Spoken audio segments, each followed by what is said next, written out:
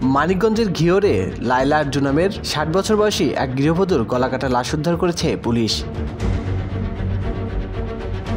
বুধবার দুপুরে উপজেলার বানিয়াজুরি ইউনিয়নের রাথুরা গ্রামের নিজ বাড়ি থেকে তার লাশ উদ্ধার করা হয়। রাথুরা গ্রামের মোহাম্মদ সেকেন্দার আলীর স্ত্রী ২ সন্তানের জননী লায়লা আরজু। তিনি দীর্ঘদিন যাবৎ ক্যান্সার রোগে আক্রান্ত ছিলেন। নিহতের এক ছেলে এক মেয়ে, বিবাহিত, তারা ঢাকায় থাকেন।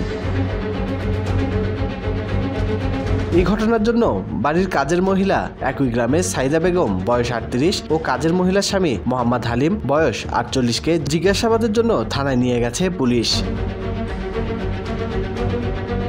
সরেজমিনে গিয়ে দেখা যায় বানিয়াচুরি ঘিওর সড়কের পাশে রাথুরা গ্রামে সেকেন্দার ভিলার ৩ তলা ভবনের দোতলার একটি কক্ষের মেঝেতে ওই নারীর গলাকাটা রক্তাক্ত লাশ পড়ে রয়েছে। ঘিওর থানা পুলিশ ও জেলা ডিবি পুলিশ ঘটনাস্থল পরিদর্শন করেছেন। স্বজনদের আহাজারি ও এলাকাবাসী ভিড় করছেন বাড়িতে। ঘিওর থানা পুলিশ, স্বজন ও স্থানীয় সূত্রে জানা গেছে, বুধবার বিকেলের দিকে নিহত স্বামী সেকেন্দার আলী স্থানীয় বানিয়াজুরি বাজারে যান। ঘণ্টাখানেক পর বাড়ি ফিরে গিয়ে দেখেন মেঝেতে তার স্ত্রীর গলাকাটা লাশ পড়ে রয়েছে। খবর পেয়ে সকাল 10টার দিকে ঘটনাস্থলে পুলিশ ও ডিবি পুলিশ উপস্থিত হয়। নিহত স্বামী সেকেন্দার আলী জানান, ক্যান্সার আক্রান্ত স্ত্রীকে বাসায় রেখে তিনি সকাল 7টার দিকে কাঁচা বাজার করতে বাড়ি থেকে বের হন। সকাল 8টার দিকে বাসায় এসে স্ত্রীর রক্তাক্ত দেহ মেঝেতে পড়ে থাকতে দেখেন। তিনি বলেন, কে বা কারা বাসায় প্রবেশ করে তার স্ত্রীর গলা কেটে হত্যা করেছে। ঘিওর থানার ভারপ্রাপ্ত কর্মকর্তা মোহাম্মদ রফিকুল ইসলাম জানান, সকাল 8:15টার দিকে এক বা একাধিক দুর্বৃত্তরা সেকেন্দার আলীর স্ত্রীকে জবাই করে হত্যা করেছে। বিষয়টি তদন্ত করে দেখা হচ্ছে।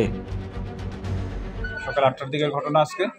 কে বা কারা এক বা একাধিক ব্যক্তি হতে পারে, তাকে ওই যে গলায় পোস্ট দিয়ে পরে মেরে ফেলছে। পরে ভাড়াটিয়া যায় চিৎকার শুনে তারপরে তারা গেছে। এটা আমরা বিষয়টা একটু যাচাই করে দেখতেছি বা তদন্ত করে দেখতেছি। দেখি শিবালয় সার্কেলের অতিরিক্ত পুলিশ সুপার সাবরিনা সাদিয়া চৌধুরী বলেন, ঘটনাস্থল পরিদর্শন করেছি, তদন্ত চলমান রয়েছে। আমাদের ঢাকা থেকে ফরেনসিক টিম আসছে। প্রাথমিকভাবে কিছু বলা যাচ্ছে না। এ বিষয়ে তদন্ত করে প্রয়োজনীয় ব্যবস্থা নেওয়া হবে। আমরা দেখেছি এবং আমরা ওটাকে প্রোটেকশন দিয়ে রেখেছি। ঢাকা থেকে আমাদের টিম আসবে এবং আমরা তদন্ত চলমান আছে। আমরা চেষ্টা করব আসামিকে অতি দ্রুত অ্যারেস্ট করার জন্য এবং আইনের আওতায় আনার জন্য। আসলে প্রাথমিকভাবে কোনো কিছু ধারণা করা যাচ্ছে না, কারণ এখানে আমরা কোনো কিছু জব্দ করতে পারিনি। আমরা তদন্ত চলমান আছে, আমরা পরে জানাবো। স্বাধীনতার বাংলা নিউজ ডেস্ক।